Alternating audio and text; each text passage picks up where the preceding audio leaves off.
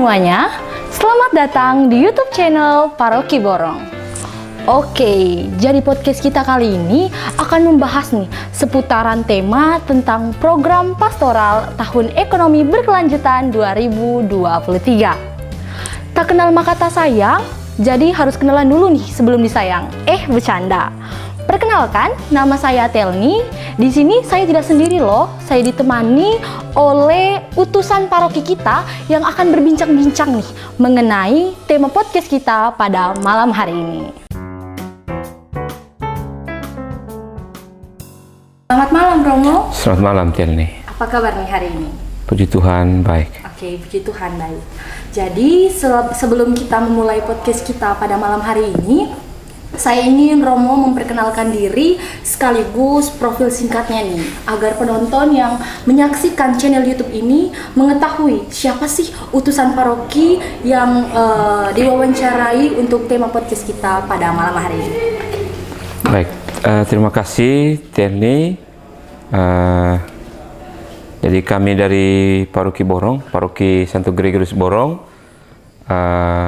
Romo sendiri, Romo Luis, Romo Hans, dan Frater. Mestinya ada satu utusan DPP atau PSE dan juga mungkin ada satu dari DKP mewakili tokoh umat, dan tentu kami bertiga mewakili Paroki Borong. Di Borong ini saya sebagai sebagai pastor rekan.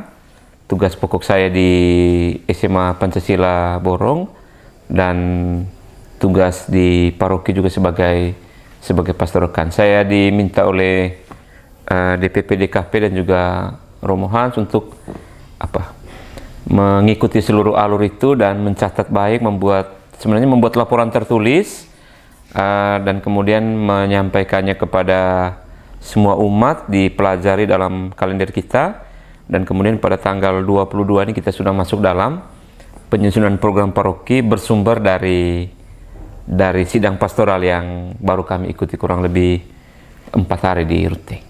Oke, kalau boleh saya baca dari kepribadian Romo, orang yang sangat teliti ya, sampai tanggalnya tadi dapat disebutkan loh. Saya yakin di SMA Pancasila setiap tanggal pun pasti Romo tulis. Kalau tidak di buku berarti diingatan Romo. Iya. Oke. Tahun 2022 yang lalu merupakan tahun yang penuh berkah. Tahun di mana kita telah melewati berbagai hal, baik suka maupun duka. Ada begitu banyak program yang saya rasa sudah dijalankan ya di Paroki Borong ini, Romo, untuk mensukseskan tahun pariwisata holistik 2022. Misalkan ada patung Bunda Maria yang berjalan dari stasi ke stasi ya. Oke, dari stasi ke stasi.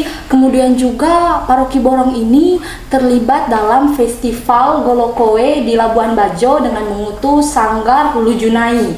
Ada juga kemudian misa inkulturasi dan lain-lain program untuk mensukseskan tahun pariwisata holistik 2022.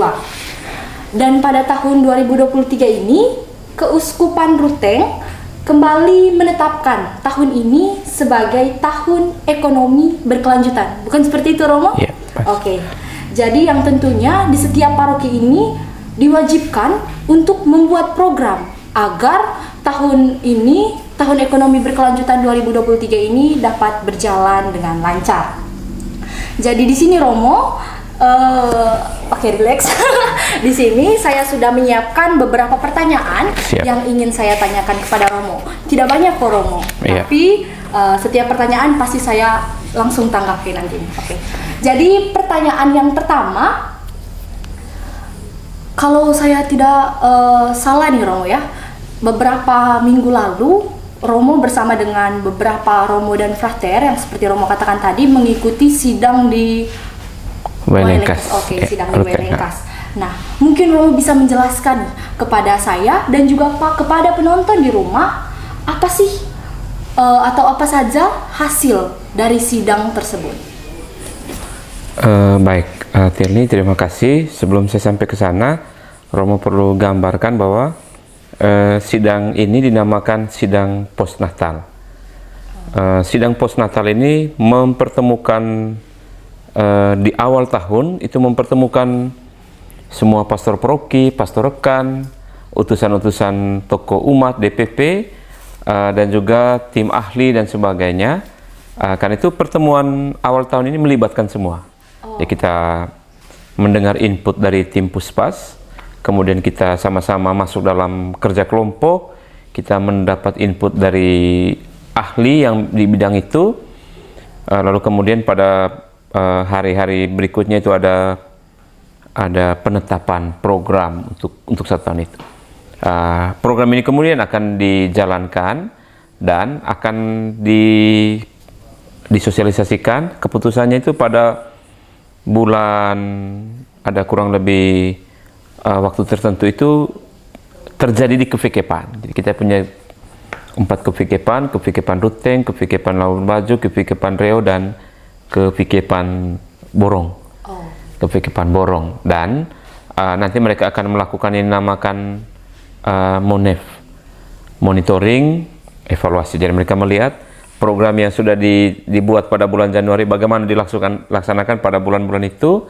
Nanti di bagian akhir itu ada evaluasi akhir. Saya sangka ada mereka kenal sekarang itu apa ya, MONEL ya, monitoring, evaluation, dan ada yang terakhir itu ada yang namanya learning. Jadi tidak hanya monitoring, ada evaluasi, tapi kita belajar dari proses itu dan sebagainya.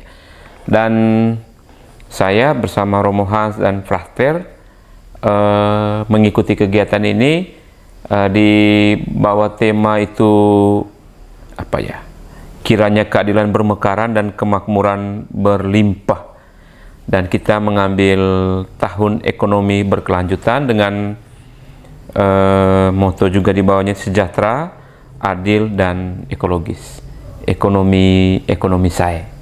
Jadi itu dia punya tema umum. Oke.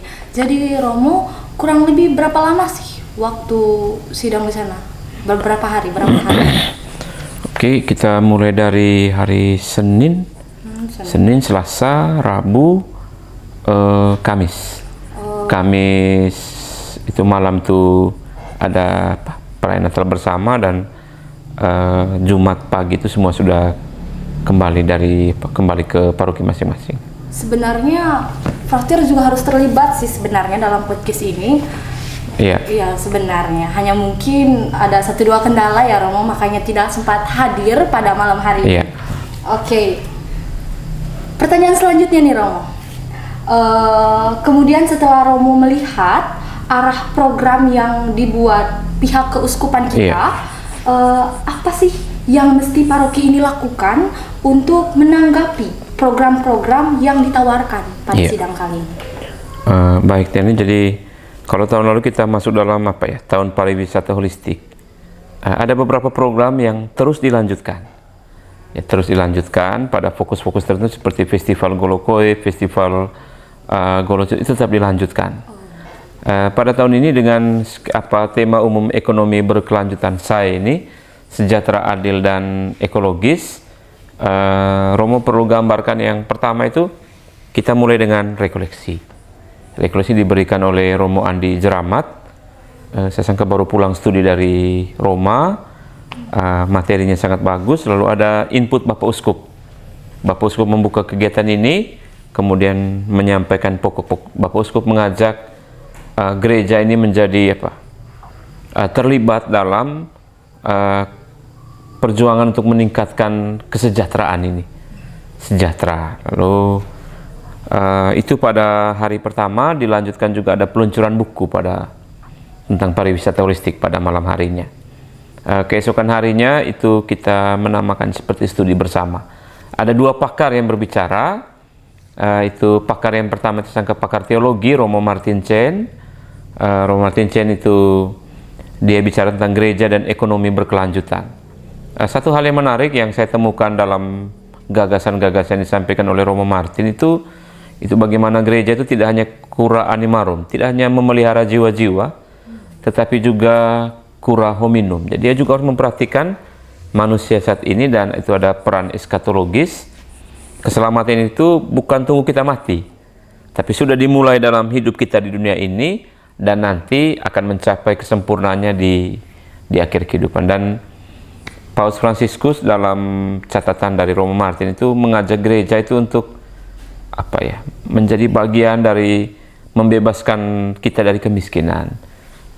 Kita tidak menjadi bagian dari ketidakadilan, kita menjadi bagian dari keadilan. Makanya ada SAI, sejahtera, adil, dan ekologi. Jadi, kemudian pada materi yang berikutnya sangat menarik, Romo Matthias Daven, Imam Keuskupan Ruteng, dosen STFK Lidelro, sangat tajam beliau bicara tentang apa ya, globalisasi dan kapitalisme. Jadi ada refleksi etis dalam tegangan antara pertumbuhan ekonomi dan solidaritas.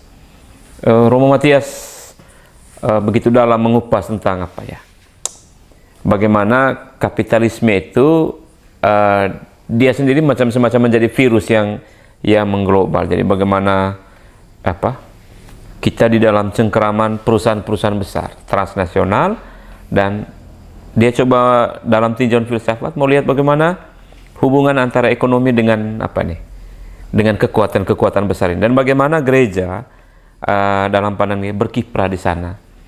Dan dia tetap meminta gereja itu untuk menjadi apa ya, menjadi sarana keselamatan. Gereja itu kemudian harus menjadi bagian lain dari kekuasaan yang hanya mengeruk keuntungan. Itu kita setelah itu masuk dalam diskusi kelompok. Saya sendiri masuk dalam kelompok lembaga pendidikan. Ya, kebetulan dipercayakan juga sebagai sekretaris. Kita jadi paroki. Saya sangka ada 10 kelompok. Kita diskusi lalu direkap. Baik kita kemudian pleno bagaimana paroki-paroki itu melihat apa ya. Kalau kami di bagian lembaga itu apa unsur-unsur kapitalisme yang ada dalam dunia pendidikan, dan yang kedua dalam kaitan ekonomi berkelanjutan apa saja yang dibutuhkan dan sebagainya. Kita diskusikan sampai jam berapa itu? Kalau tidak salah sampai jam 6.45 pada hari Selasa itu. Makan malam dan kita bubar. Keesokannya itu kemudian kita apa ya, masuk dalam apa ya, dalam program kalau tidak salah yang ditanyakan oleh Telni tadi. Kami semua dalam hari yang berikutnya itu masuk dalam program. Tim Puspas, Pusat Pastoral, mereka mendesain program. Jadi ini dia punya program, dan Romo Martin Chen juga menjelaskan apa yang dimaksudkan dengan outcome, output, lalu apa yang dimaksudkan juga dengan program strategis, program apa. Setelah itu kemudian kami diminta lagi kembali lagi ke kelompok-kelompok. Jadi kita diskusikan, dan saya merasa sangat menarik itu misalnya paroki atau lembaga membuat apa, memilih menu program-program prioritas. Jadi misalnya ada program dimulai dengan apa, indikatornya apa, lalu dimulai dengan kegiatannya apa, tempatnya di mana, anggarannya berapa, dan bukti fisiknya di mana, apa saja bukti fisik, dan kemudian jejaring. Jadi Telni pada saat itu para pastor, para dosen paroki itu mereka membuat contoh kira-kira bagaimana membuat satu program, dan itu dipresentasikan kepada seluruh peserta, sehingga kalau pulang ke paroki nanti mereka juga harus bisa buat seperti itu, sehingga anggaran itu tidak saja tek begini, tidak, tetapi berdasarkan itu. Dan saya sangka saya perlu bacakan beberapa program strategis ya dari pelatihan ini. Ya, silakan Romo. Jadi paroki kita akan mengembangkan pastoral ekonomi berkelanjutan. Di sini dikatakan ada program pilihan, pilih minimal 2 sesuai konteks paroki. Jadi pada bagian yang pertama itu ada pertanian organik, pengembangan sorghum, lalu ada perkebunan. Di dalam perkebunan ada pelatihan petani kopi, pelatihan petani cengkeh, lalu pengembangan buah-buahan, juga ada peternakan, ada perikanan, ada bazar paroki, jadi pemasaran, dan ada kelompok sanggar seni paroki atau sekolah. Lalu yang keempat itu pariwisata rohani terintegrasi dimensi ekonomis. Ada festival religi kultural ekonomis, ada prosesi, ada festival Natal religi kultural ekonomis. Jadi pada 4 poin ini, macam borong ini, dia harus pilih satu program di atas. Mau pilih mana misalnya paroki borong? Atau kefikepan borong itu ada 18 paroki ditambah dengan satu praparoki. Jadi paroki-paroki ini harus tahu ini dan kemudian dia harus pilih. Dan dia merencanakan, ya ini mumpung pada Januari ini masih kita sudah evaluasi minggu lalu dan kita akan merancang di 22 ini, kita harus punya panduan ini. Kita harus pilih. Dan kita bekerja sama dengan Kuskupan. Lalu ada pembentukan koperasi jalur paroki. Lalu paroki memfasilitasi pengembangan UMKM di paroki. Tradisional misalnya gula merah, tuak, kuliner. Lalu tenun dan anyaman, lalu cindramata. Dan pada bagian yang ini paroki mendampingi. Jadi paroki mendampingi satu. Jadi kalau ada kelompok di borong ini, jadi paroki borong ini harus mendampingi satu kelompok ini. Apa yang ada di borong ini? Oh, jadi tugas paroki memfasilitasi. Memfasilitasi, mendampingi UMKM ini. Lalu ada berikut untuk orang mudanya, untuk OMK-nya itu apa? Paroki lagi-lagi memfasilitasi pelatihan ekonomi kreatif untuk orang muda di BLK gereja. Misalnya di Kisol itu ada BLK, Badan Latihan Kerja itu. Atau pemerintah menyelenggarakan, paroki mengirim utusan orang muda kita terlibat di dalamnya. Yang berikut, paroki fasilitasi kelompok ekonomi budaya di paroki. Seni musik misalnya, seni tari, peralatan budaya. Jadi ini semua kemudian dijadikan peluang. Paroki juga memfasilitasi pengembangan ekonomi pariwisata alam. Pariwisata alam mungkin Cepiwahtu mungkin ya. Tempat wisata yang ada di wisata alam. Oke, jadi Romo kurang lebih itu semua gambaran. Masih ada tambahan lagi kelompok rentan. Jadi kita harus tahu kelompok rentan atau orang-orang yang butuh perhatian itu apa gitu. Dan kemudian ada gerakan nilai, misalnya di sekolah-sekolah bagaimana dia mengembangkan kerja, lalu misalnya di rumah-rumah itu dan ada juga yang disebut sebagai kolektif sampah. Jadi kita ada dalam beberapa gagasan dan saya sangka hal-hal ini yang akan kita gerakan. Jadi apa yang menjadi pertemuan di Ruteng yang kami ikut pelatihan dalam kelompok-kelompok itu harus diterjemahkan betul-betul di dalam persiapan penyusunan program ekonomi berkelanjutan. Sehingga Romo Hans dan juga Frater punya tanggung jawab berat itu juga untuk menyampaikan kepada DPP, DKP, dan besok kita akan ada pertemuan internal, 2 hari berikutnya ada pertemuan internal sebelum sampai pada penyusunan itu. Saya sangka demikian gambaran umum dan panjang tadi. Iya. Kalau boleh tahu program kerja untuk paroki ini sedang dibuat? Iya. Oh ya. Baik, kebetulan Romo yang dipercayakan oleh tim transisi karena kita Romo Pastor Proki meninggal untuk mendesain program-program ini. Kita sudah sejak kami pulang itu sudah mulai merangkum. Romo merangkum seluruh materi di Ruteng. Coba buat lagi itu kertas-kertas kerja. Besok itu ada pertemuan internal DPP.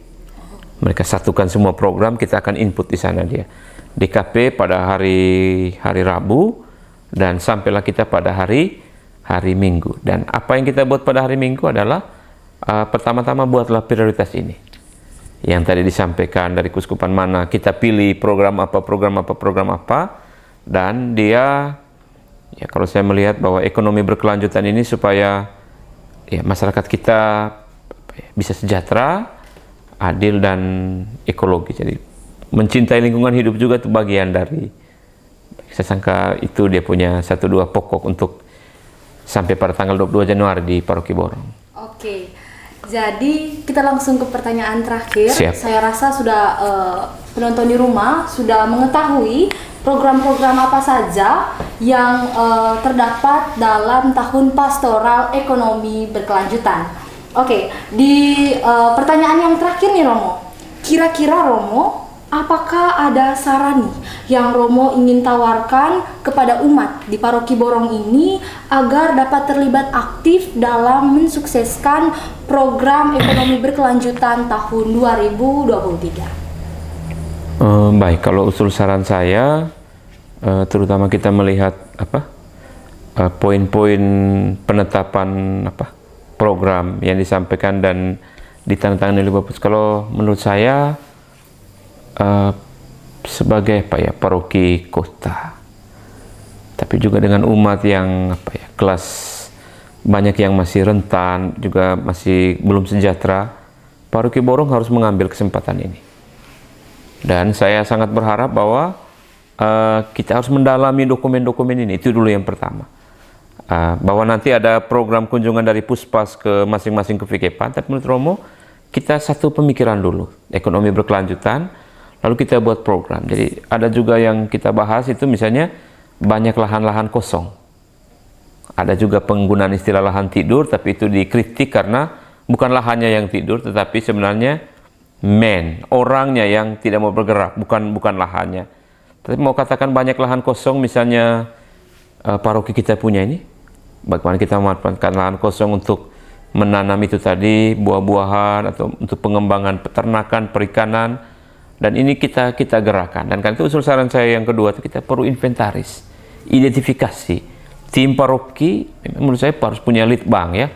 Dia harus turun ke dia harus lihat, lalu kemudian bekerja sama dengan jejaring misalnya Dinas Pertanian, Dinas Perkebunan, Perindakop untuk dan kita kemudian menyambut baik. Saya jujur sangat mendukung ini ekonomi berkelanjutan, baik di pendidikan maupun paroki. Kenapa? Karena ini juga bisa membantu kita untuk banyak hal. Jadi mungkin dari Romo dua usul saran, pasti teknisnya nanti di hari Minggu tanggal 22 di mana kita menyusun program, ya nanti kita akan beri input kepada DKP DPP bahwa ini yang harus dikawal sampai dengan. Memang pertemuan ini ada juga 1-2 hal internal, misalnya dari di hari terakhir itu ada yang namanya informasi dari kuria. Bagaimana mereka omong misalnya tentang ahli waris, tentang wasiat seorang imam, tentang hubungan antara pastor paroki dengan pastor rekan, di situ disebut sebagai vikaris pastoral ya. Dan bagaimana hal-hal teknis hubungan antara DPP dan DKP, tapi ini lebih pada penegasan pada peserta sidang sebagai perwakilan paroki dan lembaga. Demikian dari saya. Oke, jadi terima kasih Romo atas kesempatannya sudah hadir dalam podcast kami, sudah berbincang-bincang nih mengenai hasil sidang dari tahun pastoral ekonomi berkelanjutan 2023. Oke, jadi sebelum kita menutup podcast kita pada malam hari ini, mungkin Romo akan sedikit memberikan closing statement untuk para penonton sekaligus umat Paroki Borong agar program-program yang akan ditawarkan oleh Paroki Borong ini dapat terjadi kolaborasi kerjasama agar program ini bisa sukses.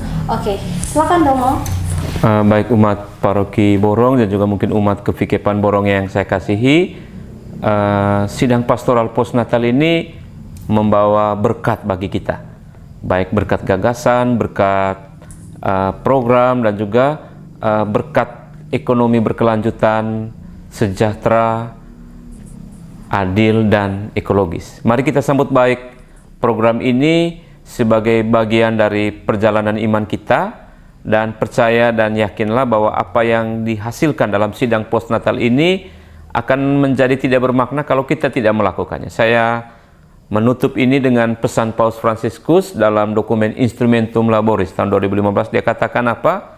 Kita harus berubah, bergerak, dan berbuah. Tidak saja dalam niat berubah, tapi kita harus bergerak dan menghasilkan buah-buah.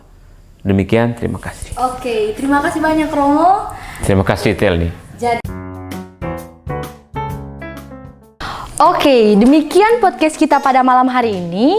Nantikan video-video selanjutnya di YouTube channel Paroki Borong. Jangan lupa like, komen, dan subscribe channel YouTube Paroki Borong. Dan juga saya Telni Tasman pamit undur diri. Selamat malam, salam sejahtera untuk kita semua.